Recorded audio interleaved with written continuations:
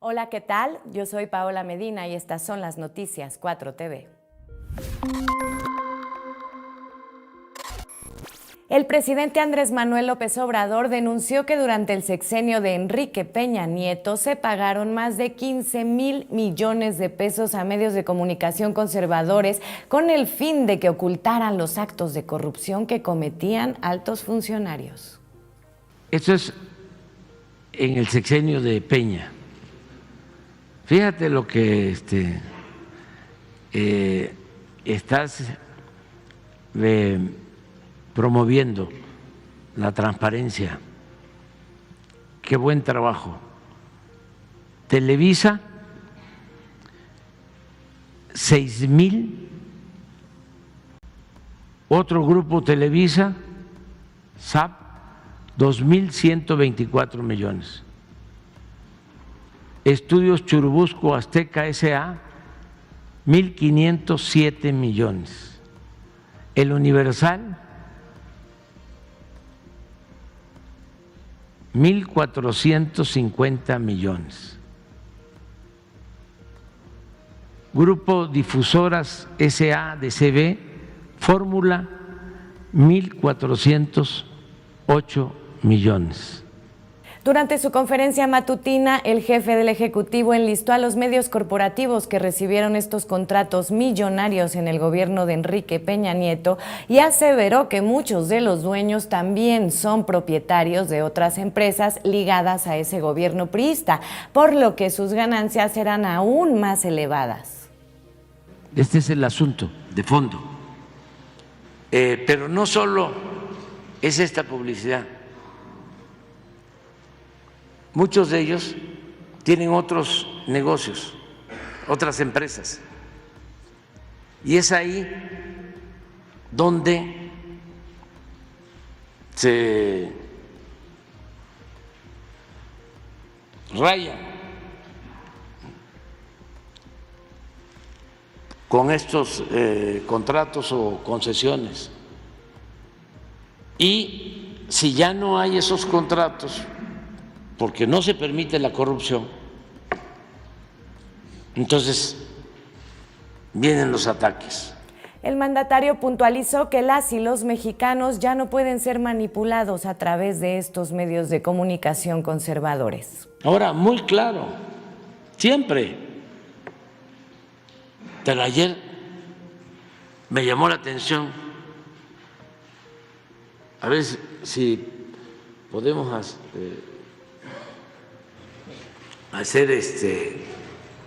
una revisión de medios, pero sobre todo Fórmula, increíble.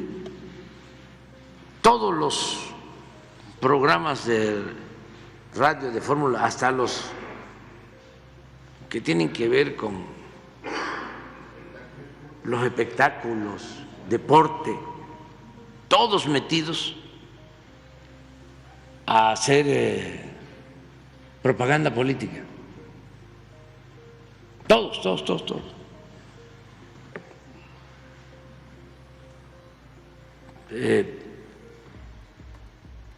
Como ya se está terminando la precampaña, le están metiendo muchísimo. Y están enojados y quieren pelear y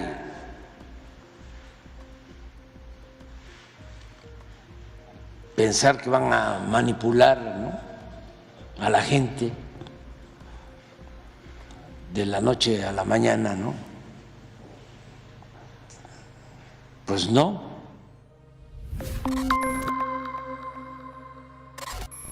El presidente Andrés Manuel López Obrador reiteró que la megafarmacia del Gobierno de México cuenta con todos los medicamentos para su distribución gratuita en hospitales y centros de salud de las 23 entidades federativas incorporadas al IMSS Bienestar.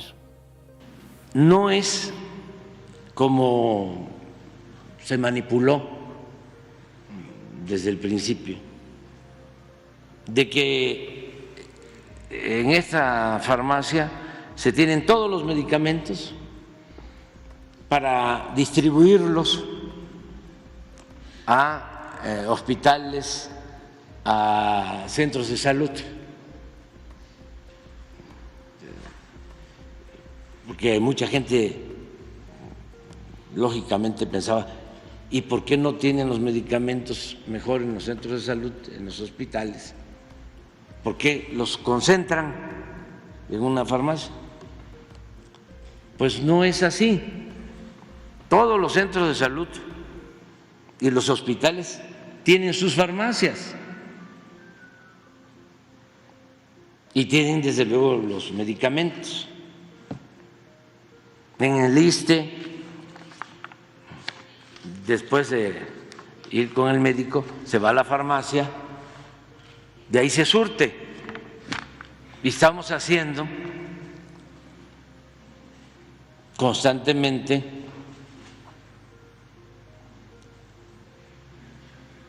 una consulta, una encuesta a la gente si se le surtieron todos los medicamentos.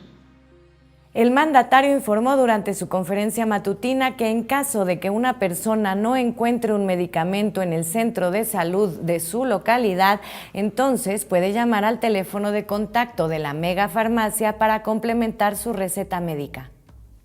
En el caso de que no haya un medicamento en un centro de salud, en un hospital, con esa receta el paciente habla o el médico a la farmacia, a la megafarmacia, donde hay todo. En 3 días ese medicamento tiene que llegar. Se está planteando máximo 48 horas. ¿Qué hacen en la megafarmacia? Reciben la solicitud y enlazan hospitales cercanos para ver si ese medicamento no está en alguna clínica. Si en 3 horas no se consigue el medicamento en una clínica cercana, se envía desde la farmacia hasta el lugar más apartado, por tierra o avión. Ese es el sistema. El jefe del Ejecutivo reiteró que para el mes de marzo quedará listo el sistema de salud universal para personas que no cuentan con seguridad social. Para el mes de marzo va a estar prácticamente terminado el plan de otorgar atención médica y medicamentos gratuitos a todos los que no tienen seguridad social en el país, de 23 estados, lo aclaro, que han aceptado la federalización. Y antes de que yo termine, vamos a tener el mejor sistema de salud pública del mundo.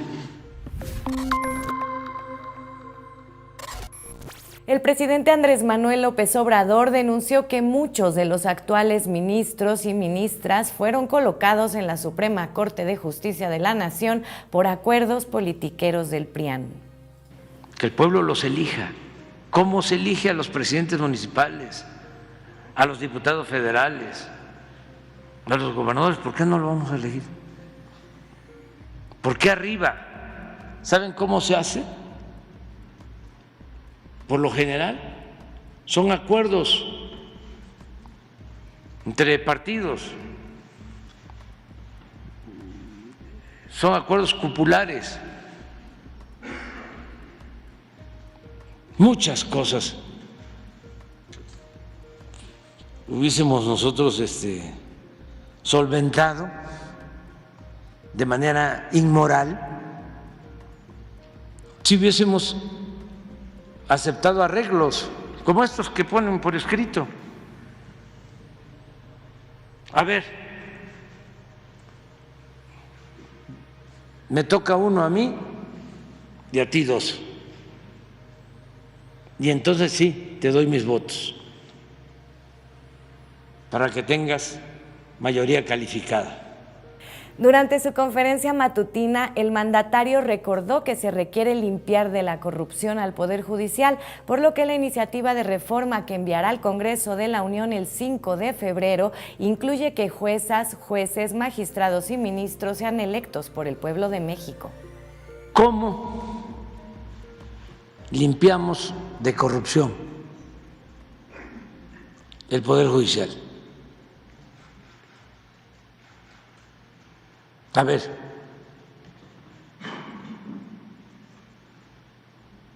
lo primero es que ya no se nombren de arriba para abajo a jueces, magistrados y ministros. Que sea el pueblo el que los elija. La democracia no es la panacea, pero eso es lo mejor que existe. Es el método más recomendable. Se equivoca menos del pueblo que 1, 2, 3, 5, 10, 20, 30, 100 servidores públicos o legisladores.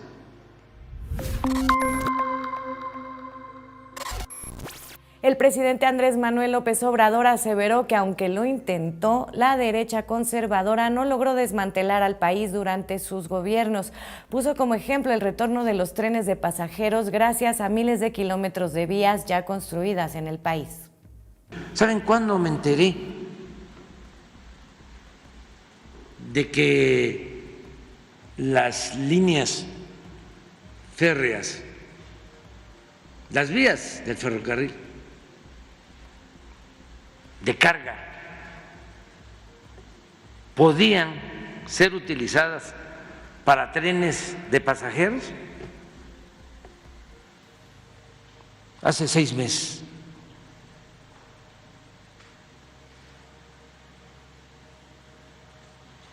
Imagínense, 18,000 kilómetros de derecho de vía que pueden utilizarse para trenes de pasajeros, que son de la nación, son públicas, que por un error y por la prepotencia, cuando entregan las concesiones, solo entregan las concesiones para trenes de carga y se establecen las concesiones que el Estado puede utilizar las vías para trenes de pasajeros. Fue como cuando me enteré, nada más que eso sí fue al inicio del gobierno, que me enteré de que no habían concesionado ni el tren del Istmo ni el tren del Sureste. Me puse feliz, pues por eso es el Tren Maya. El mandatario enfatizó que los nuevos trenes de pasajeros podrán recorrer todo el territorio nacional a través de los más de 18,000 kilómetros de vías férreas existentes. Pero todavía me encuentro con algo mejor que eso, que son estos 18,000 kilómetros, es la comunicación de todo el país. Es decir, en tren de pasajero de México a Monterrey, a Nuevo Laredo, de México a Guadalajara, a Sinaloa, Sonora, Nogales. Es toda la comunicación. 18,000 kilómetros. ¿Y qué cuesta? Nada. Arreglar un poco las vías, comprar los trenes de pasajeros, lo que hicimos en el Istmo. El jefe del Ejecutivo reiteró que esta nueva etapa de los trenes de pasajeros reactivará la economía en México. Sí, hay algunos que van a participar. Todavía estamos en eso. Pero antes de irnos, ya vamos a dejar el proyecto. Imagínense lo que significa hacia el futuro. Primero, es inversión pública y privada. Son empleos, mucho trabajo. Es reactivar la economía de todo el país. Es tener un transporte seguro, económico, no contaminante en todo México, a nivel nacional. Nada más que ya nosotros pues no podemos iniciar el proyecto, pero sí dejar los lineamientos generales o el anteproyecto. La precandidata única a la presidencia de la República por la coalición Sigamos Haciendo Historia, Claudia Sheinbaum, sostuvo un encuentro con los miembros de la American Society de México en la capital del país. Durante el evento, la precandidata aseguró que las inversiones que lleguen a México deben convertirse en desarrollo sustentable y con bienestar para las y los mexicanos. Y nosotros queremos que la inversión extranjera directa, que la inversión nacional no solo se traduzca en los grandes indicadores, crecimiento del Producto Interno Bruto, crecimiento de la inversión extranjera directa, sino lo que nosotros queremos, y ese es el reto que tenemos todos, empresarios, gobierno, trabajadores, es que se traduzca en bienestar y en un desarrollo evidentemente de bajo impacto ambiental o del menor impacto ambiental posible, sustentable y con bienestar. Claudia Sheinbaum expuso que en el segundo piso de la Cuarta Transformación, temas como el nearshoring y la transición energética serán clave para seguir generando inversión nacional y extranjera en el país y que esta, a su vez, garantice sustentabilidad y mejores oportunidades para las y los trabajadores de México. ¿Cuál es nuestro objetivo? Que esta inversión, porque queremos que siga habiendo inversión en México, con la estabilidad económica que hoy tenemos, que seguramente lo preguntarán, con la autonomía del Banco de México y todos los criterios macroeconómicos necesarios para poder mantener a nuestro país sin déficit y con una economía sana, lo que queremos es que esa inversión genere bienestar. Queremos que la inversión de Tesla en Nuevo León no solamente genere la inversión, sino que las y los trabajadores que van a trabajar en Tesla no solo tengan buenos salarios, sino que tengan un lugar digno donde vivir, que sus hijos puedan ir a una escuela de buena calidad pública, que tengan una clínica, que construyan bienestar y que al mismo tiempo el agua que use Tesla pues no le quite el agua ni al consumo humano ni a la producción de alimentos. Yo creo que eso es lo que queremos todos los que estamos en este salón. Y creo que ese es el gran reto que se desarrolla hoy a partir del nearshoring y las grandes oportunidades que tenemos en México. Claudia Sheinbaum destacó las acciones en movilidad, inversión extranjera, seguridad y generación de empleo que logró durante su administración como jefa de gobierno de la Ciudad de México. Inversión, por supuesto, que genere bienestar, con buenos salarios, con empleo digno y que al mismo tiempo genere toda la infraestructura que requerimos en términos de vivienda, en términos de escuela, en términos de carreteras, en términos de movilidad y la combinación entre la inversión pública y la inversión privada que genere lo que todos queremos, que es bienestar y disminución de la pobreza en nuestro país. El presidente nacional de Morena, Mario Delgado, hizo un llamado a militantes y simpatizantes del partido a acompañar a Claudia Sheinbaum en el evento de cierre de precampaña que se realizará este jueves a las 5 de la tarde en el Monumento a la Revolución de la Ciudad de México. Ramos, y quiero aprovechar para invitar a toda la población a que nos acompañe este jueves al Monumento a la Revolución. Es nuestro gran cierre de pre-campaña a las 5 de la tarde, que llegar un poco antes.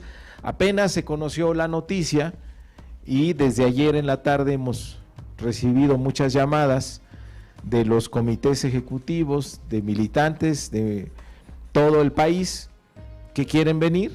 Entonces ya se están organizando, seguramente tendremos compañeros, compañeras de varias entidades federativas que nos van a estar acompañando en este cierre. Esperamos pues tener un cierre de acuerdo a la precampaña que hemos tenido.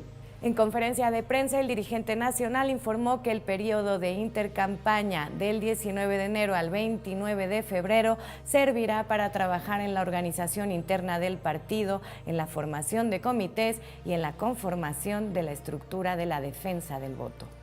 Lo cual nos permite entrar al periodo de intercampaña, el cual vamos a dedicar a la organización interna, a la formación de comités, a la conformación de la estructura de la defensa del voto. Los compañeros que van a estar en las casillas para defender la voluntad popular, para defender los votos, será nuestra principal tarea en lo que queda de enero y en el mes de febrero. Mario Delgado agradeció a toda la militancia por el trabajo y el acompañamiento realizado durante la pre-campaña en todo el país y aseguró que llegarán al periodo de campaña con una ventaja de 2-1 con respecto a la precandidata del PRIAN. Entonces quiero agradecerle a la militancia de todo el país por la extraordinaria pre-campaña que tuvimos, por el acompañamiento que tuvieron con nuestra precandidata, que nos permiten consolidarla con una ventaja muy amplia. Vamos a iniciar el 1 de marzo con una ventaja de 2-1, quedarán 90 días, es un tiempo importante, pero vamos a seguir con la misma disciplina, con el mismo trabajo, reforzado al doble, para asegurar el triunfo y poder lograr el objetivo de 10 de 10 que nos plantamos a principios de año. En respuesta a los intentos de los medios conservadores por generar pánico en la población, la Secretaría de Salud informó a través de un comunicado que todos los hospitales del sector cuentan con una alta disponibilidad de camas hospitalarias para la atención de COVID. Según los datos de la Red de Infección Respiratoria Aguda Grave, la ocupación de camas generales es de 5%, mientras que la de camas con ventilador es del 1%. La dependencia informó que si bien se observa un incremento en la incidencia de casos de COVID a partir del inicio de la temporada invernal 2023-2024, esto es normal por la llegada de la época de frío. No obstante, gracias a la Política Nacional de Vacunación, la ocupación hospitalaria y las defunciones se mantienen en cifras mínimas. La Secretaría de Agricultura y Desarrollo Rural anunció que esta semana comenzó operaciones el programa prioritario Fertilizantes para el Bienestar 2024, que este año entregará inicialmente insumos gratuitos en 12 entidades del país en beneficio de más de 500,000 productoras y productores mexicanos.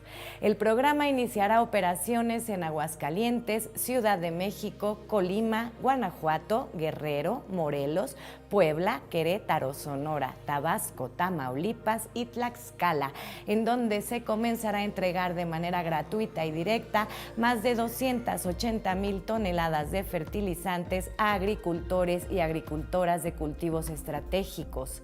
La dependencia informó que con una inversión de más de 17,000 millones de pesos, la meta es repartir 1 millón de toneladas de fertilizantes a 2 millones de beneficiarios, lo que impactará en 3 millones de hectáreas de granos básicos.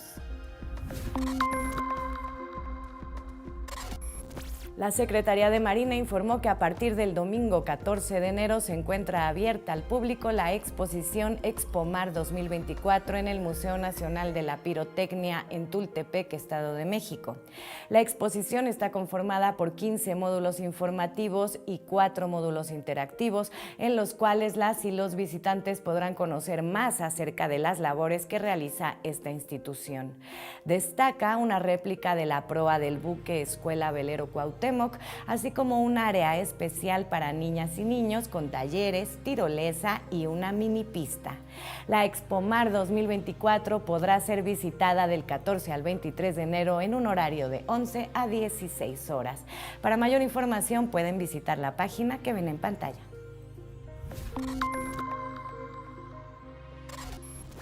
El jefe de gobierno capitalino, Martí Batres, presentó los resultados económicos de la Ciudad de México durante 2023, los cuales alcanzaron niveles históricos en materia de derrama económica, inversión extranjera directa y apertura de negocios de bajo y alto impacto.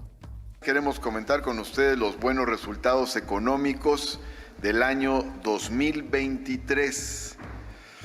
Para empezar, les comento que en 2023 se aplicó una inversión a 220 mercados públicos y en el año 2023 tuvimos la apertura de 19,000 establecimientos mercantiles. Antes de la pandemia, en el año 2019, se habían abierto 19,000 establecimientos mercantiles. Pero por otra parte, entregamos 48,000 créditos, el 65% de los cuales se entregaron a mujeres. En el caso de las temporadas festivas, turístico-culturales de la Ciudad de México, que son muy importantes, llegamos a una derrama de 169,753 millones de pesos. Es una derrama histórica, es decir, es la derrama económica más alta que hemos tenido en la Ciudad de México.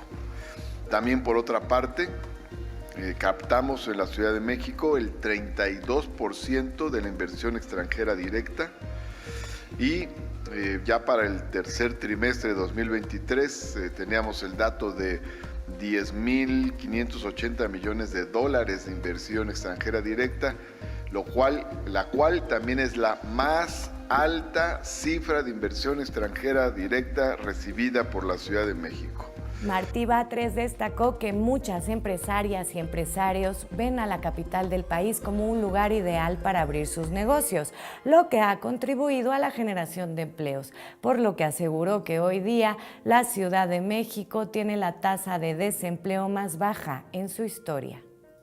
Andamos bien en crecimiento del empleo, tenemos la tasa de desempleo más baja en la historia de la Ciudad de México y con esos resultados confirmamos que la Ciudad de México es un buen lugar para hacer negocios, es un buen lugar para abrir negocios, es un buen lugar para invertir.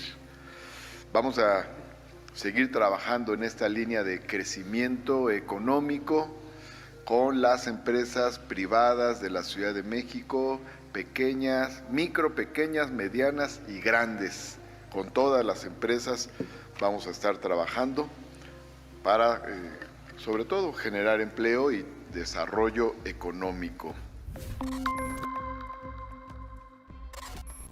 La Secretaría de Cultura y el Instituto Nacional de Bellas Artes y Literatura presentarán la obra Marina e Isabel, la cual ofrecerá funciones del 18 de enero al 10 de marzo en el Teatro El Galeón del Centro Cultural del Bosque en la Ciudad de México.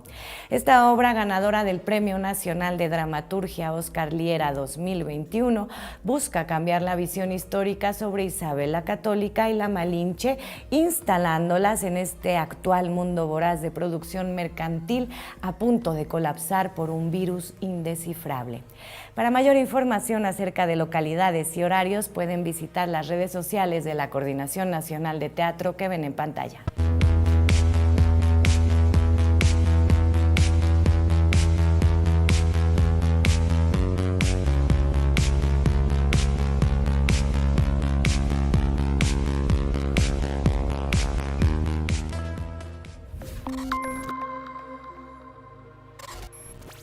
Hasta aquí con la información. Sigan viendo nuestra transmisión y recuerden que la 4TV la hacemos todas las personas.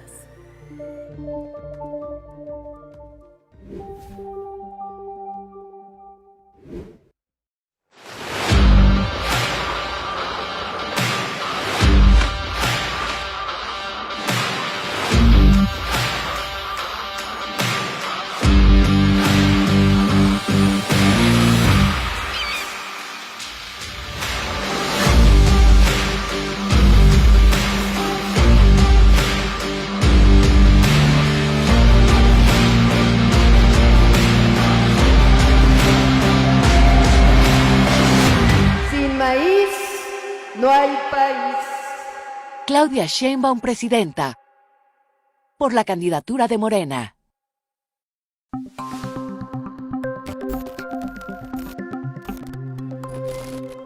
Hola, ¿cómo les va? Me da mucho gusto saludarlos en otro espacio de opinión y análisis de la 4TV. Y en esta ocasión quiero dedicar esta y las siguientes emisiones, a lo mejor van a ser, puede que 3 o 4 tal vez. Quiero dedicarlas a hacer un análisis lo más pormenorizado posible de lo que es el López Obradorismo como corriente ideológico-política. Esto lo hago un poco, un poco en el contexto de que estamos ya a unos meses de que deje la presidencia el presidente López Obrador, de que arranque la campaña. Él mismo ya ha anunciado que pronto dejará ya de hacer giras y solo se mantendrá con las mañaneras. En fin, estamos ya pues, en el tramo final de una trayectoria extraordinaria, histórica, sin duda ninguna, y pues un poco en función de eso me parece importante señalar algunas cuestiones fundamentales para efectos de darle objetivación, ¿verdad? Objetivar lo que podría, o la que ya es de alguna manera una corriente histórica, ¿verdad? Que es el López Obradorismo u obradorismo, como muchos le quieren decir. Yo, pues, como es López Obrador, pues yo me refiero a él como López Obrador, a esto como López Obradorismo, pero también se utiliza obradorismo. Creo que para todos es evidente también el rasgo de este proceso, que prácticamente no es exclusivo de México ni de nuestro tiempo, sino creo que es una constante histórica en el sentido de que todo gran proceso de transformación, toda gran revolución que queda para la historia está encabezada por un líder carismático. Esto es una clasificación trabajada por muchos autores, pero la que más o menos está canonizada dentro de la tradición sociológica más habitual, pues fue Max Weber cuando hace este análisis de las formas de dominación. Él habla de 3 tipos de dominación: la dominación sanguínea, digámoslo así, la dominación burocrático-administrativa y la dominación carismática, ¿no? De las formas de dominación se desprenden tipos de liderazgo: el liderazgo burocrático, el liderazgo dinástico, digámoslo así, y el liderazgo carismático. El dinástico pues es el más sencillo, ¿verdad? El hijo del rey, el príncipe, queda el rey y pues él es el, ¿verdad? Él es el líder, ¿verdad? que es lo que ocurre con las monarquías, como ocurrió actualmente, pues, por ejemplo, con Felipe VI, que es el hijo del rey Juan Carlos. El rey Juan Carlos abdica y queda Felipe VI, su hijo, como rey de España. Bueno, entonces ese es un líder, tenga o no virtudes, tenga o no capacidades, sea un imbécil o no lo sea, pues él es el rey, ¿verdad? Porque él es el hijo por vía dinástica, por vía sanguínea, entonces él queda como la cabeza del Estado español en este caso. Y así las monarquías de manera tradicional. Esto, pues por ejemplo, en la etapa, en el periodo de la República Romana, intentó ser modificado. Eso supone un problema, ¿verdad? La autoridad se transmite por sangre o por méritos, digámoslo así, ¿verdad? Una característica una distinción fundamental entre el sistema monárquico y el sistema republicano como formas de gobierno. El liderazgo burocrático o administrativo, pues es también, ¿verdad? El que es designado en el cargo, ¿verdad? Un presidente de la República designa a X o Y persona para encabezar la Secretaría de Gobernación, y entonces, pues, independientemente de sus atributos o de sus méritos, pues, si es puesto ahí, ¿verdad?, pues la estructura administrativa, la estructura burocrática es la que le da la autoridad y el liderazgo.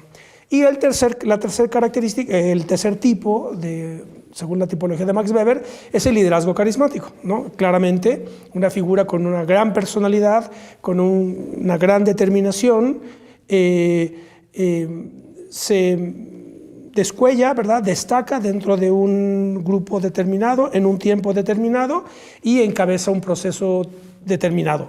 Este liderazgo carismático, pues, en fin, la historia está llena de ejemplos en los cuales los grandes procesos de transformación o revolucionarios siempre tienen a un líder carismático en la cabeza. Eso no puede discutirse, porque luego después ahora normalmente se quiere plantear o se quiere criticar que, pues, el carácter personalista del presidente, de este o de algún otro, y se quieren analizar como unas corrupciones o tergiversaciones o degeneraciones de una supuesta forma armónica institucional, ¿verdad?, de organizar los procesos políticos. Pues eso es una ingenuidad. Todo gran proceso de transformación requiere un líder carismático encabezándolo. Y este es el caso de Andrés Manuel López Obrador, que tiene la presencia de un líder carismático encabezando un gran proceso de transformación, tiene, ¿cómo decirlo? Pues tiene ventajas y desventajas, ¿verdad? O virtudes y vicios, o riesgos, virtudes y riesgos, o cosas positivas y cosas negativas, como todo en la vida, ¿verdad? Nada es perfecto, ni todo se puede en la vida. ¿Cuál es digámoslo así, el riesgo o cuáles son las virtudes de un liderazgo carismático en un proceso de transformación revolucionaria, históricamente o el actual? Pues que hay unidad de mando, hay la dispersión natural en toda organización política y en todo movimiento social. Esa dispersión que es natural se controla, se controla y se dirige, se conduce, y eso permite que el movimiento como tal tenga muchísima mayor eficacia, a diferencia de la inexistencia de un líder carismático, y entonces no hay quien decida, no hay mando, no hay cadena de mando, es un desorden, ¿verdad? Es un poco lo que pasó con este movimiento, que bueno, en fin, lo digo en buena lid, pero me pareció desde el principio bastante ingenuo, juvenil. Me acuerdo este movimiento de Yo Soy 132, porque me acuerdo, si no recuerdo mal, me acuerdo que en su momento los de Yo Soy 132 pues no tenían líderes, no querían líderes, todo tenía que ser consensuado democráticamente, etcétera. Pues es una ingenuidad total, porque a la hora de ejercer el poder o a la hora de intervenir ya en los debates fundamentales o en la acción política como tal, pues se necesita un interlocutor, ¿no? Es decir, ¿con quién entiendo? ¿Quién es aquí el que, ¿no? ¿Quién es el que dirige las cosas? ¿Quién es el que manda para yo entenderme con él, etcétera? Y estos eran los problemas en los que incurrió, según recuerdo, el movimiento de Yo Soy 132. Y otro caso también esperpéntico y ridículo, cursi, es lo que ocurrió en Madrid con el famosísimo movimiento del 15M. El 15M, que yo no me acuerdo en qué año fue el 15M, no me acuerdo en qué año fue. Pero lo que sí recuerdo y no lo puedo olvidar, es que ese es el origen de Podemos, que es una pesadilla ideológica y una pesadilla política. porque Podemos pues es eso, es un movimiento como juvenil universitario de antiglobalización, zapatistas, etcétera, de hippies básicamente, progres, que es, digamos, la cara juvenil del neoliberalismo. Para mí eso es Podemos, es una trampa. Entonces, cuidado, eso lo he dicho ya en algunas ocasiones, en otras ocasiones aquí en la 4TV, ¿no? Entonces, yo nada más lejos de mis intereses que Podemos. Y el origen de Podemos es esto del 15M, esa emergencia ciudadana de repudios a la clase política, etcétera, un poco como el que se vayan todos de Argentina, etcétera.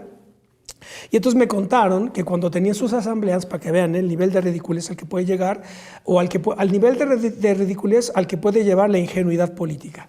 Me contaban que cuando estaban en las asambleas ahí en Madrid y en las principales ciudades de España, se reunían todos, etcétera, y entonces, como no querían que hubiera otra vez líderes, alguien que secuestrara la voz, ¿no? ¿Cómo se dice? Que acaparara la voz o que acaparara el micrófono, etcétera. Es decir, como querían evitar aquello que es inevitable en cualquier tipo de organización humana, ¿verdad? Que es la emergencia de líderes, ¿verdad? La emergencia de voces que destacan del resto y empiezan a dirigir las cosas. Y entonces, lo que hacían ellos hacían esta dinámica en la cual todo iba a ser democrático, todo iba a ser horizontal, no iba a haber verticalidad, no iba a haber mandos, no iba a haber líderes, etcétera. Y entonces en las asambleas se les ocurrió la tontería de decir que si utilizaba a alguien un micrófono, desde luego no había tarimas, porque si hay una tarima, pues entonces ya el que se sube a la tarima está por encima del resto, ¿verdad? Y entonces ahí ya se pervertía el principio democrático puro que querían ellos practicar. Entonces no podía usar tarimas, pero tampoco podía usar micrófono, porque si usaba micrófono, entonces su voz se va a escuchar mucho más que la voz del resto, y entonces otra vez se iba a imponer. Entonces era una tontería, una cosa de niños lo que estaban haciendo, y eran prácticamente todos adultos, eso es un poco lo dramático. Y entonces lo que hacían era que se subía el orador de turno y entonces decía compañeros, ¿verdad? Y luego los de la primera fila volteaban hacia atrás y decían compañeros, y entonces iban corriendo la voz, compañeros, compañeros, compañeros, compañeros, hasta que terminaba pues la maldita manifestación, ¿verdad? Imagínense cuánto tardaba en dar el saludo. Y entonces así iban, estamos aquí reunidos, estamos aquí reunidos, estamos aquí reunidos, estamos aquí reunidos, y así le hacían. No es broma, parece broma, pero no lo era. No lo fue. Así es como trabajaban por esta idea, ¿verdad?, de que no quieren líderes, no quieren, en fin, etc. Bueno, entonces, el riesgo de la virtud, lo positivo de un líder carismático, pues es que se olvidan estas tonterías, estas bobadas, digámoslo así, adolescentes, y hay dirección, orden, conducción, ¿verdad? Pero por el otro, el problema, el riesgo, el vicio, pues es que se personaliza demasiado la decisión, todo termina estando en dependencia absoluta de lo que diga el líder, ¿verdad? Y además, una vez que el líder no está, se genera un vacío tremendo. Este es el ejemplo que quedó canonizado en la antigüedad clásica con la muerte de Alejandro Magno, que muere muy joven. Muere Alejandro Magno y todo el imperio macedónico, el imperio alejandrino, que fue prácticamente una de las grandes síntesis del mundo antiguo previa a la síntesis romana, muere Alejandro Magno, se crea un vacío de poder y eso se convierte en un caos. Y de alguna manera es un poco lo que, según la tradición y los estudios, el otro ejemplo clásico pues es lo que ocurre con el canciller Bismarck en Alemania, cuando él también se retira del poder y lo había ejercido de tal manera que no había creado un sustituto, no había ningún protocolo, digámoslo así, no había institucionalización del movimiento, ni de su gobierno, ni de su poder, era insustituible y se generó un vacío de poder que llevó al caos. Entonces, esos son los riesgos, ¿verdad? Entonces, ante esta circunstancia, yo de hecho preparé un documento que lo tengo publicado en mi blog, La Clandestina Virtud, se llama El López Obradorismo como espina dorsal de la Cuarta Transformación. Si lo quieren buscar, ahí lo van a encontrar en La Clandestina Virtud. Y entonces lo que yo voy a hacer ahora es, bueno, ir comentando este documento lo más pormenorizadamente posible, sin extenderme tampoco demasiado, porque luego si hago una serie de muchos programas o cápsulas, pues queda esto demasiado disperso precisamente. Entonces, claro, pues ante la entrada en el tramo final de la presidencia del presidente López Obrador, ya tuvo lugar la cesión de autoridad falta la transmisión de poder político a Claudia Sheinbaum, que eso va a ser el resultado del proceso electoral. Pero el presidente ya hizo una sesión de mando, el bastón de mando, y ahí lo que cede es la autoritas, ¿verdad? La potestas y la autoritas, ¿verdad? Entonces ya le cedió a la autoridad, falta construirle el poder político a Claudia Sheinbaum para llevarla a la jefatura del Estado.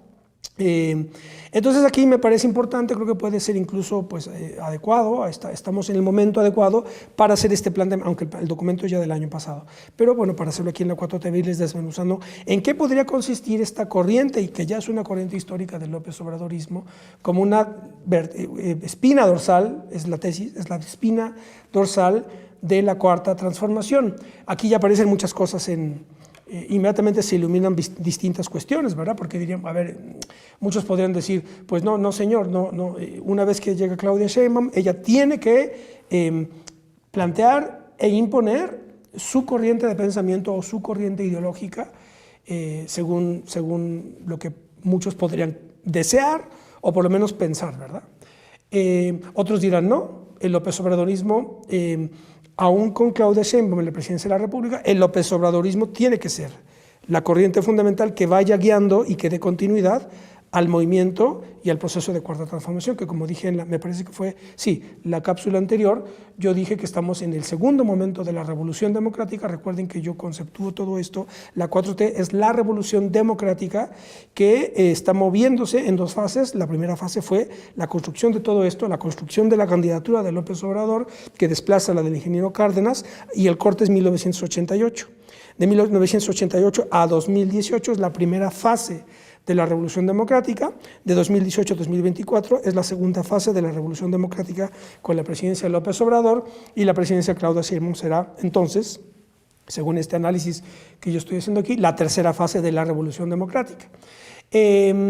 Otros dirán, no, la Revolución Democrática tiene que estar alineada al López Obradorismo como la corriente ideológica fundamental. Entonces, esto ya pone sobre la mesa cuestiones de primera importancia de tipo filosófico-política, que tiene que ver con la relación entre la unidad, la continuidad y la identidad.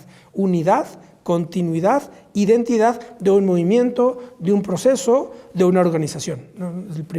El criterio fundamental, esto está planteado pues tanto por Aristóteles como por Maquiavelo, ¿verdad? Maquiavelo planteaba que lo fundamental para un político es crear un orden que dure.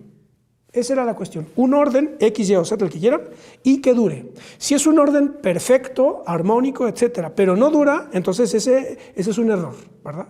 Lo fundamental es que tengas un orden, pero que pueda durar, ¿sí? Esa es la tesis fundamental de Maquiavelo, que está planteada también en Aristóteles, cuando plantea Aristóteles que el concepto fundamental de la política o del político es la eutaxia, que significa el buen orden, ¿no? El buen orden que dure. Por tanto, la virtud fundamental, según Aristóteles, del político es la prudencia, no la justicia, ¿no? Que es lo que está en el diálogo de Platón, de la República, es el problema de la justicia. Pero Aristóteles dice, no, la virtud fundamental del político no es la justicia, es la prudencia. Y la prudencia podría traducirse, hay un debate aquí filológico alrededor del origen y sentido de la palabra prudencia, pero bueno, el consenso general es que prudencia es la traducción latina de phronesis, prudentia, phronesis griego, que significa de alguna manera sabiduría práctica. Esto hay un texto precioso de Piero Bank que se llama La prudencia en Aristóteles, se los recomiendo muchísimo, quienes tengan interés filosófico ya de más profundidad, es un texto precioso de Piero Bank, La prudencia en Aristóteles. Entonces, claro, claro, tú tienes un orden que genera una unidad y que luego requiere que esa unidad tenga un revestimiento, tenga una forma, que es lo que le da la identidad, y además que eso pueda continuar, que dure, ¿no?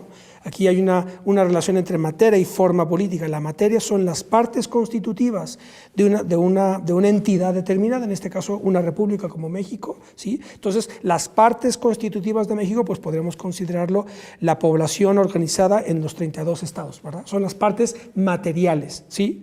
Y esa es la parte material, y la forma que se le da que es una república representativa, constitucional, etcétera, ¿sí? Es la identidad que tiene esa república, y de esa trabazón, de esa articulación entre materia y forma, se le puede dar una continuidad en el largo plazo o en el corto plazo, ¿verdad? Esa es la gran discusión, ¿no? Lo que estoy diciendo. Entonces, claro, aquí la primera cuestión es esa: unidad, continuidad, identidad de un proceso político. Entonces, aquí lo que tenemos en las manos es, estamos en el último tramo de la segunda fase de la Revolución Democrática, que encabeza un liderazgo carismático fundamental, que es López Obrador, con una serie de elementos teóricos, doctrinales, ideológicos, de conducta, morales incluso, que podríamos ya, y de esto se trata todo esto, caracterizar como una corriente, o una corriente que podríamos llamar López Obradorismo, y la discusión es si esa tiene que ser la corriente que siga guiando la siguiente presidencia y la que siga en caso de que se mantenga en nuestro bloque histórico, etcétera, que es desde luego la idea, etcétera. Entonces, esa es una pregunta muy importante, porque el líder se va a ir, va a dejar la presidencia, y entonces, ¿qué va a ocurrir con su doctrina o su corriente fundamental?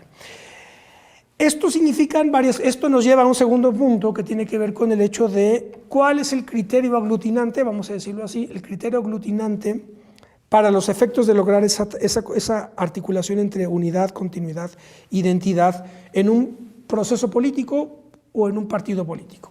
Yo identifico más o menos cuatro posibles criterios aglutinantes. El primero de ellos es precisamente el criterio personal, ¿no? La persona, la figura: López Obrador, Lázaro Cárdenas, Donald Trump, Hugo Chávez, Fidel Castro, Julio César, Mussolini, Hitler, etc. Es decir, el líder, literalmente. De esta, que es un poco lo que digo, que es un poco también lo que trataba Max Weber, ¿no? Cuando decía, claro, el problema con los liderazgos carismáticos es que se personaliza precisamente todo, ¿verdad? Entonces, pero creo que está claro, hasta el día de hoy está clarísimo que, y esto no es una crítica ni mucho menos, sino más bien es una virtud fundamental del presidente y del proceso que encabeza, que hubo un gran personalismo en el sentido de que, claro, el conjunto de transformaciones y de combates y de batallas que tuvieron que darse y que tienen todavía que darse, necesitaba un alto mando, ¿verdad?, claramente identificable, que condujera todo el proceso. Entonces, cuando el criterio aglutinante es el personal, es cuando ocurre la traducción de todas estas dinámicas en las corrientes que podríamos llamar onomásticas, es decir, que llevan una corriente que lleva el nombre del líder. Como por ejemplo, de inmediato se me viene a la mente peronismo, por ejemplo, ¿verdad?, ¿no? Juan Domingo Perón, ¿sí? Y genera el peronismo como una corriente política, no tanto una corriente filosófica, pero sin perjuicio de que puede tener elementos filosóficos, pero fundamentalmente el peronismo es una corriente histórica, prácticamente es la corriente vertebradora del Estado argentino, del pueblo argentino. Podríamos incluso decir que Javier Milei actualmente llega al poder desde un criterio de negación absoluta del peronismo como la corriente que, según su criterio neoliberal, etcétera, ultraliberal, el peronismo es lo que llevó a Argentina a la debacle histórica, ¿verdad? Y Argentina es un error histórico por el peronismo, diría Milei, ¿verdad? Otros diríamos otra cosa, etcétera. Entonces, bueno, el peronismo es un ejemplo clarísimo de una corriente de alta preponderancia personal. La otra, por ejemplo, pues el cardenismo en México. El cardenismo, recordarán que yo siempre digo, para hacer justicia hay que poner cardenismo lombardismo, ¿verdad? Porque Lombardo Toledano, el general Cárdenas no se entiende sin la obra de Lombardo Toledano. ¿Qué otra? El salinismo, por ejemplo, otra corriente claramente personalizada, una corriente política que supone pues que una figura carismática, un grupo de intereses que aglutina, un conjunto de cuadros que también esta persona aglutina, propone, impulsa, etcétera, coloca, etcétera, ¿verdad? Entonces, bueno, este es el primer criterio, el criterio de aglutinación personalista, o históricamente, pues también, mundialmente, pues pienso, por ejemplo, en el maoísmo, ¿verdad? Mao Zedong, claramente un líder carismático, un líder histórico, insustituible, ¿no? Dada su su presencia, su temperamento, su conducción y su liderazgo, pues generó la corriente del maoísmo, ¿verdad? Bien. El otro criterio ideológico de aglutinación, el otro criterio de aglutinación es el ideológico. Que cada vez es más difícil encontrar en la actualidad, pero por ejemplo durante el primer tramo del siglo XX, pues a lo mejor el criterio ideológico era más fácilmente identificable. Por ejemplo, cuando tú planteabas que la Unión Soviética tenía como proceso, como partido, como gobierno, como Estado, ¿verdad?, el criterio que orientaba y que cerraba, o el criterio alrededor del cual toda la sociedad, el partido, etcétera, cerraba filas, era llegar al socialismo o al comunismo, ¿verdad? Recuerden que el socialismo era una fase de transición hacia el comunismo, en el sentido que el comunismo supondría la disolución del Estado. Por eso el comunismo no ha existido nunca, ¿verdad? Al día de hoy existieron los partidos comunistas, pero el comunismo no ha existido nunca, de la misma manera que no existe el liberalismo, ¿verdad? El Estado liberal puro no existe, eso está en la cabeza de Milei y de sus profesores, ¿verdad? Pero el liberalismo no existe. El Estado siempre va a estar interviniendo, siempre, ¿verdad? Bien. Como decía Polanyi, el mercado es creado por el Estado y regulado por la burocracia, ¿sí? No está peleado. Bien.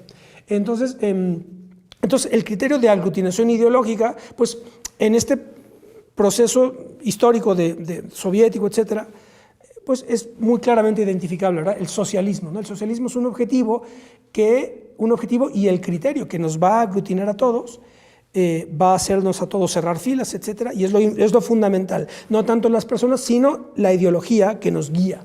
Como tengo dicho, caída la Unión Soviética, etcétera, pues cada vez es más difícil ahora encontrar ejemplos, ¿verdad?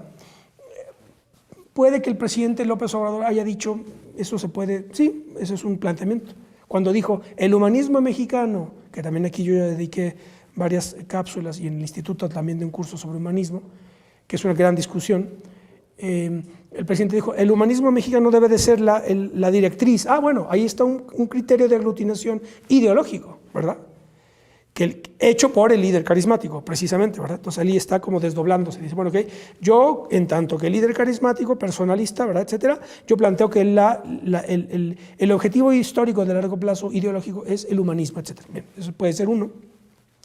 Y pues ya les digo, como tengo dicho, pues es más difícil hoy en la actualidad. Venezuela tiene, por ejemplo, el criterio ideológico del socialismo del siglo XXI, etc. Bueno, en fin. Entonces, este es el segundo ejemplo.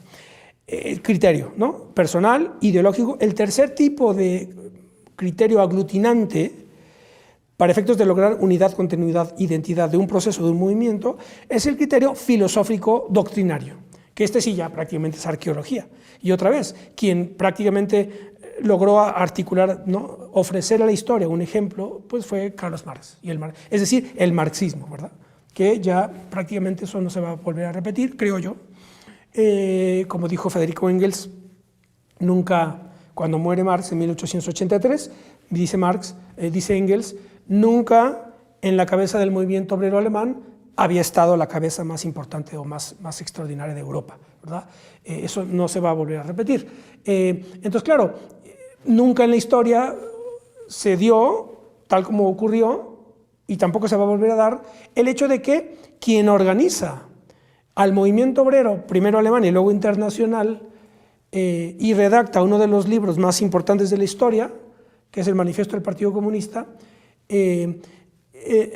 nunca había ocurrido que quien hizo eso fue una de las mentes filosóficas más extraordinarias que vivieron en el siglo XIX, que fue Carlos Marx, ¿verdad?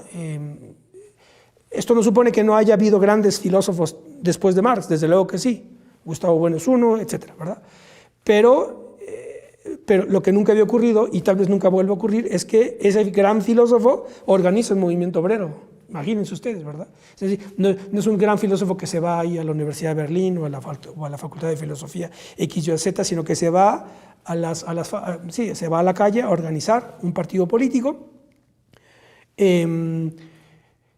Y esto lo que terminó, esto derivó en la dogmatización, y no lo digo críticamente, simplemente estoy explicando, esto derivó en la consolidación dogmática del diamat soviético, ¿verdad? El materialismo dialéctico soviético como la doctrina filosófica que guió al Partido Comunista de la Unión Soviética, a los partidos comunistas del mundo y a la Unión Soviética. Claro, eso ya es imposible que eso se vuelva a dar.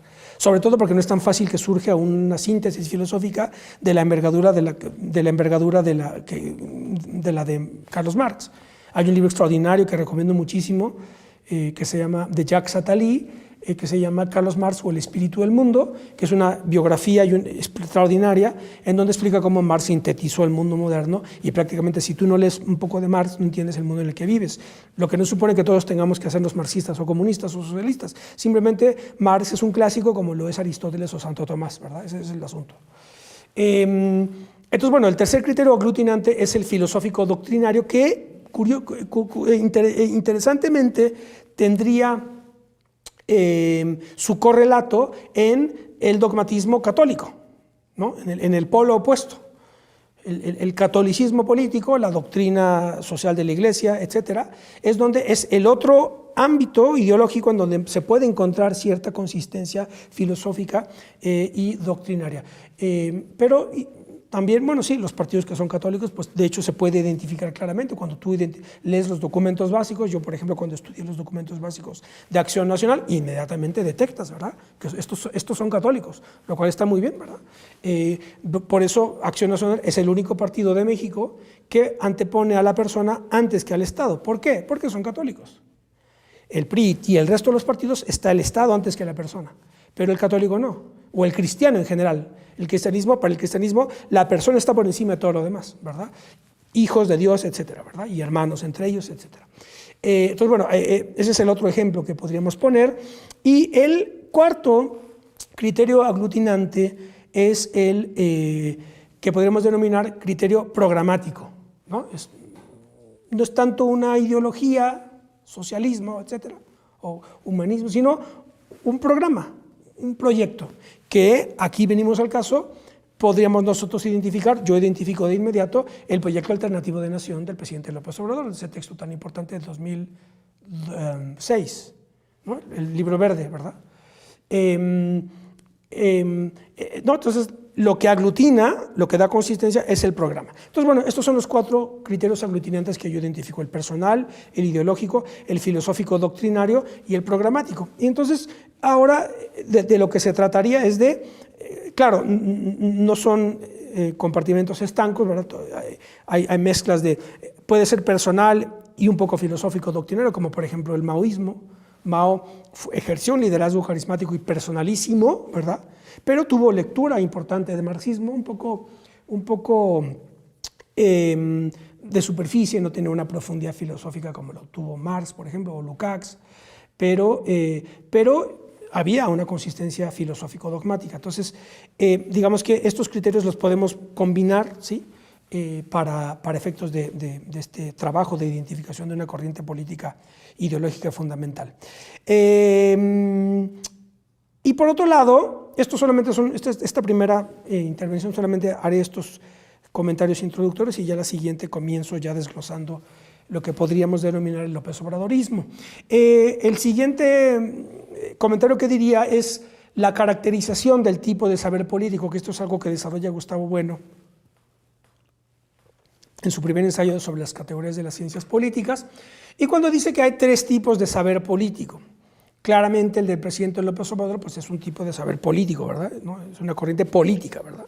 No es una corriente religiosa o una corriente empresarial, de doctrina empresarial, sino que es una corriente política. Y entonces lo que dice Bueno es que hay tres tipos de saber político. En primer lugar está el saber político ejercido o práctico o practicado, que es el de los políticos prácticos, literalmente, y es el que queda registrado fundamentalmente en las memorias, ¿no? Memorias o en las autobiografías, ¿no? Cuando el político López Portillo, mis tiempos de López Portillo, pues es un saber político que no se le puede escatimar nada, ¿verdad?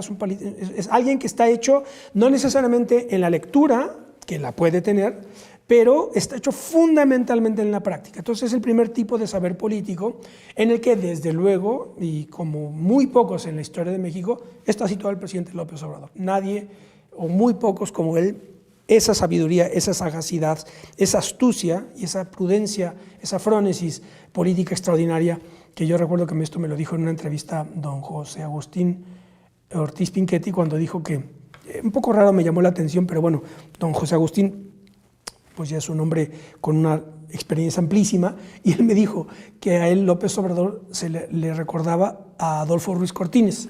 Me llamó un poco la atención. Ruiz Cortines, recordarán que fue el presidente antes de López Mateos, del 50 al 56, si no recuerdo mal,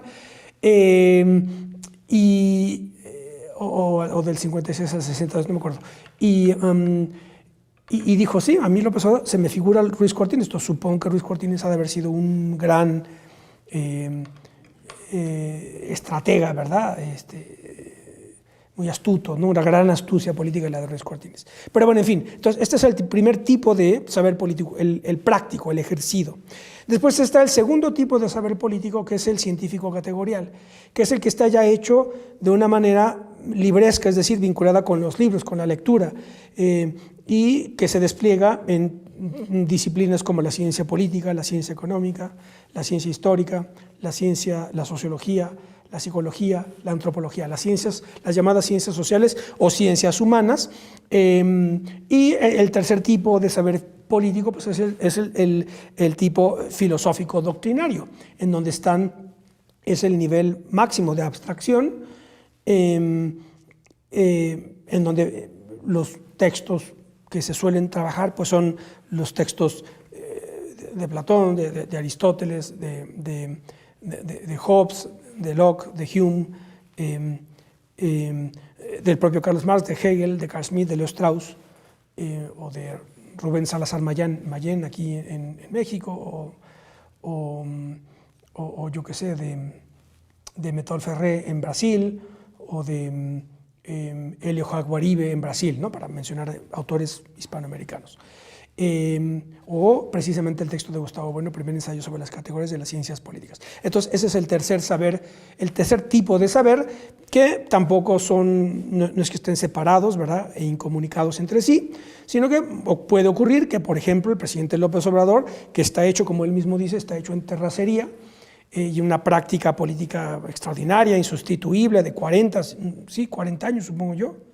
No sé qué edad tiene el presidente, pero sí, 40 años debe tener mínimo, como de años acumulados en terracería, en actividad política práctica, pero él estudió ciencia política en la UNAM. Durante mucho tiempo el sistema político mexicano funcionó a partir de los que estudiaban Derecho, los abogados que después también incursionaban en actividades políticas y de gobierno.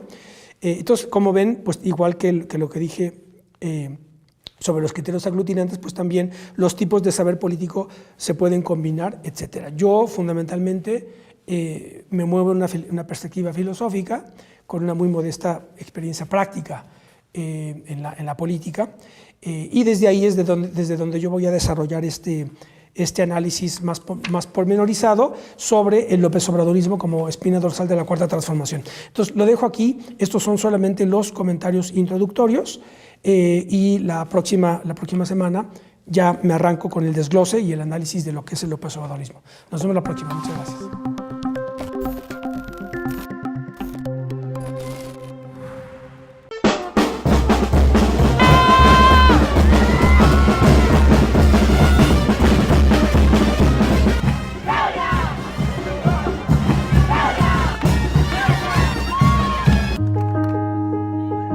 Me hiciste un joven con la necesidad latente de querer un cambio, de luchar por nuestro país con la ciencia en la palma de la mano. Sé que la ciencia y la tecnología logrará darnos beneficios, con los jóvenes siempre como agentes de cambio. Quiero expresar mi más sincero agradecimiento por el valioso respaldo que ha brindado al arte urbano. Hay muchas y muchos artistas urbanos en México que necesitan su apoyo. Gracias a estas iniciativas, jóvenes como yo tienen una vía para el crecimiento personal y laboral, la autoexpresión y el desarrollo de habilidades. ¡Viva las mujeres que transforman! Claro que vamos a luchar porque los jóvenes tengan educación y acceso a la educación pública. Claro que vamos a seguir convirtiendo, como convertimos las calles de la Ciudad de México, en muros para el arte urbano, todo el país. Uno no puede perder la cuenta. Así que yo vengo a decirles que soy una joven de 61 años. Porque no pierde uno. Cuando uno no pierde el espíritu de lucha personal, social, de la patria, uno nunca se convierte en viejo. Cada vez que vengo con jóvenes sé que han tomado ustedes una decisión de la que nunca se van a arrepentir. ¡Que vivan los jóvenes!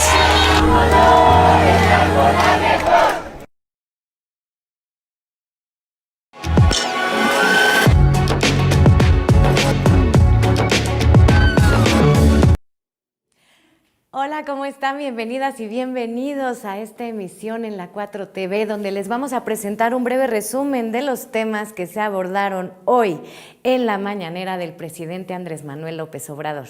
Así es, Pao, porque esta mañana el presidente Andrés Manuel López Obrador denunció que hay toda una campaña en contra de la megafarmacia. El presidente dijo que un porcentaje de las llamadas que se hacen para revisar si funciona o no la megafarmacia es por parte de los medios de comunicación. Sin embargo, aseguró que esta funciona y que en marzo estará lista al 100%. Si te parece, vamos a escuchar lo que dijo.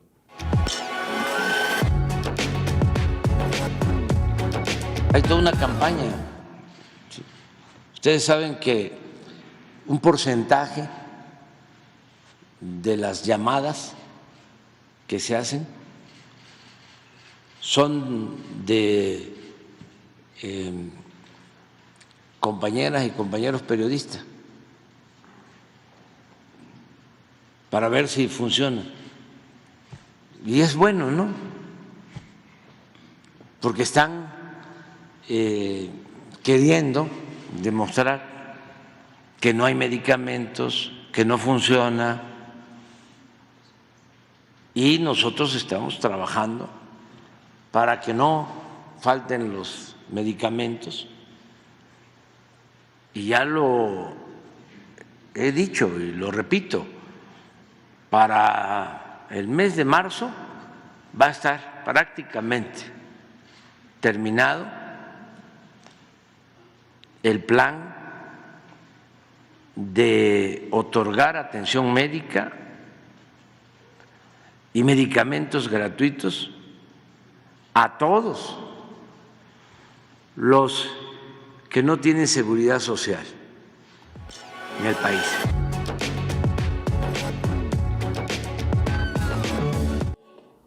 Ahora sí que me canso ganso, así lo dijo el presidente. Para marzo estará al 100% de abasto y todos tendremos acceso a la salud universal como es nuestro derecho, y eso a mí me llena de alegría saber que en verdad México no va a tener un sistema como el de Dinamarca, sino mejor que el de Dinamarca. Yo veo que todos estos puntos que ha planteado el presidente desde el inicio de su sexenio, 100 puntos, bueno, ya vamos en 98, tuvimos una pandemia de COVID y bueno, se ha avanzado. Era muy difícil porque desmantelaron todo el sistema de salud los gobiernos neoliberales. Así es, y regresando al tema de la megafarmacia, Pao, es que ha supuesto el presidente Andrés Manuel López Obrador que para el mes de marzo, por supuesto, porque es todo un proceso de poder brindar servicio médico y medicamentos gratuitos a las y los mexicanos en todo el país. Las personas que no cuenten con su medicamento completo van a poder llamar directamente a la megafarmacia y ahí es donde les van a complementar su receta médica para enviárselas directamente hasta el centro de salud o al hospital de su localidad. Incluso el presidente hablaba en este sentido de que no va a tardar más de 2 días en llegar, ya sea vía terrestre o vía aérea, pero sin duda la megafarmacia actualmente está cumpliendo. Claro, no por nada son 50 hectáreas que va a ocupar la megafarmacia para abastecer a toda una nación. En el siguiente tema, Lalo, ¿qué tenemos? Exactamente, porque el presidente Andrés Manuel López Obrador denuncia esta mañana que durante el sexenio de Enrique Peña Nieto se pagaron más de 15,000 millones de pesos a medios de comunicación conservadores con el fin de no hacer públicos los actos de corrupción que cometieron altos funcionarios. Veamos.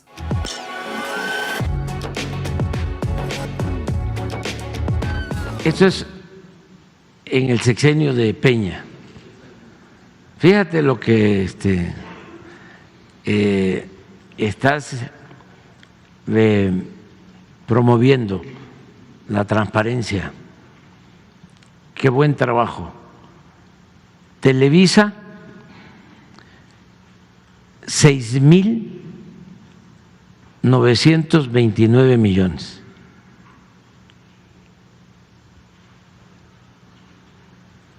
Azteca, 5,327 millones. Otro grupo, Televisa, SAP, 2,124 millones. Estudios Churubusco Azteca S.A., 1,507 millones. El Universal, 1,450 millones. Grupo Difusoras S.A.D.C.B., Fórmula, 1,408 millones.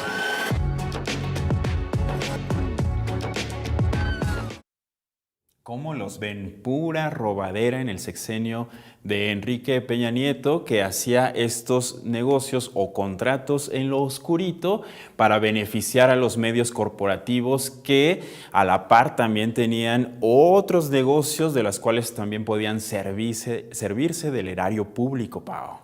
Así es, pues digo, ahí está demostrado que hay medios de comunicación que lo que menos les importa es dar la información veraz, sino ellos nada más jalar para sus negocios, que sus negocios en realidad eran las medicinas, las plataformas petroleras, prisiones, y bueno, una empresa de comunicación recibió un contrato para construir la pista del aeropuerto Texcoco. Ay, no más, qué espléndido, sirviéndose del pueblo, no les importamos nada, Lalo, eso es lo que parece. Que todo lo que dicen estos medios de comunicación o los dueños es para extorsionar únicamente y para conseguir contratos. Vamos a ver. Y es que sus intereses no están precisamente en la comunicación, Pau, sino que más bien están incluso actualmente distorsionando, tergiversando toda la comunicación que llega a las y los mexicanos, porque como lo ha mencionado el presidente López Obrador, pues nos encontramos en la parte final de las precampañas y el conservadurismo en México está que no lo aguanta nadie. Se han puesto pesados y toda esta campaña obedece a ello. Así es, y bueno, en otras noticias vamos a hablar de lo que hoy nos dijo el presidente, una gran noticia. Aseveró que la derecha conservadora no logró desmantelar a todo el país durante sus gobiernos, y bueno, esto a colación del retorno de los trenes de pasajeros, gracias a miles de kilómetros de vías que no fueron concesionadas. Vamos a ver el video.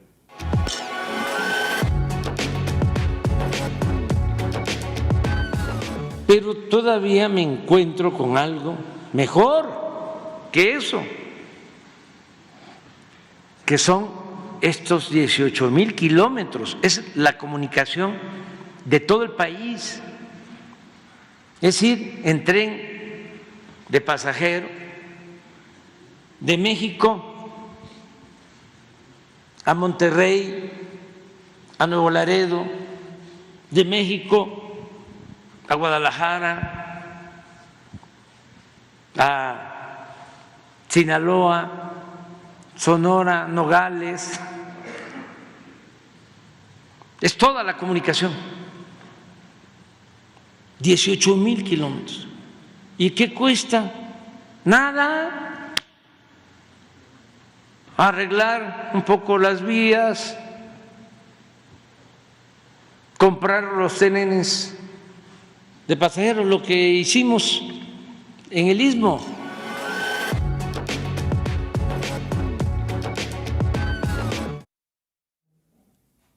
Que le comentaba a Lalo la alegría que le dio al presidente enterarse de que tenía el derecho de vía para pasajeros. Se puso casi tan feliz como Diego Prieto cuando recibieron y reabrieron Chichén Viejo. ¡Wow! Claro que sí, si nos alcanzara a nosotros lo contrataríamos, por supuesto. Y es que en el tema de los trenes de pasajeros, el presidente habla de que hace apenas 6 meses se entera de que no existe esta concesión para el servicio de trenes de pasajeros. Entonces es cuando revira durante su mandato y comienza a revisar qué es lo que estaba pasando ahí cuando en el gobierno de Zedillo otorga las concesiones, pero solo para los trenes de carga. Hoy hay más de 18,000 kilómetros de vías férreas que podrán ser usadas próximamente, como él lo ha mencionado, quizá ya para el próximo sexenio, pero van a poder ser utilizadas para este nuevo servicio. Así que hay tren para todo México y esto lo va a terminar de realizar la próxima presidenta, esperemos todos, Claudia Sheinbaum Pardo. En otras noticias, el presidente Andrés Manuel López Obrador advirtió que el paquete de reformas que presentará este 5 de febrero al Congreso de la Unión será choncho. Serán alrededor de 10 o 20 reformas más o menos, entre ellas la del Poder Judicial, para que juezas, jueces, magistrados y ministros sean elegidos por el pueblo. Vamos. Escuchemos.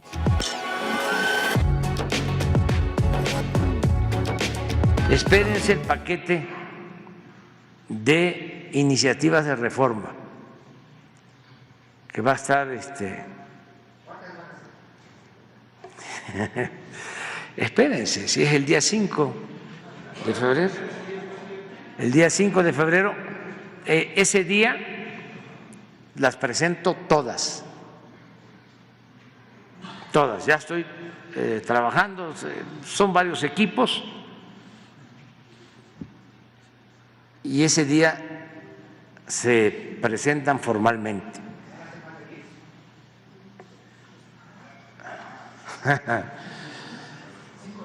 Alrededor de 10, pero pueden ser 20.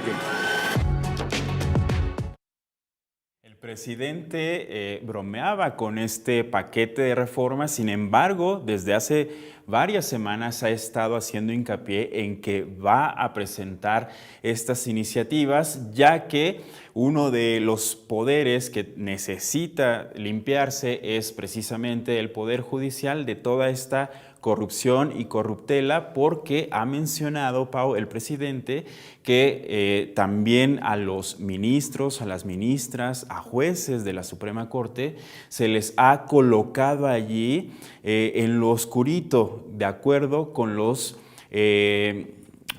consensos a los que ha llegado el prianismo. Así es, y bueno, esto también nos va a hacer mucho bien esta reforma porque se les van a reducir sus sueldos que son, bueno, exorbitantes y que dejen de violar la Constitución. Y esto también me hace pensar en por qué no quieren la oposición que se lleve a cabo esta reforma, pues porque no lo elige el pueblo, ellos se elegían, se eligen todavía entre ellos. Entonces, ¿dónde está la democracia de la que habla el payaso tristísimo, patético, payaso Broso, cuando nos dice a la población votar por Morena es votar por la dictadura, votar por el PRIAN es votar por la democracia? No se dejen engañar, no se confundan.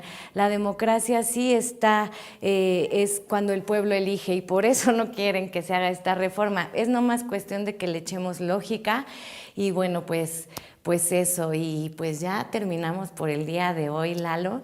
No se pierdan este jueves, me parece, este jueves estrenamos un nuevo capítulo de Tengan para que aprendan en nuestra transmisión matutina. Así es, recuerden que tenemos mucho contenido en la 4TV, los invitamos a que nos escuchen el día de mañana con la mañanera del presidente Andrés Manuel López Obrador. Así que muchas gracias por acompañarnos este día.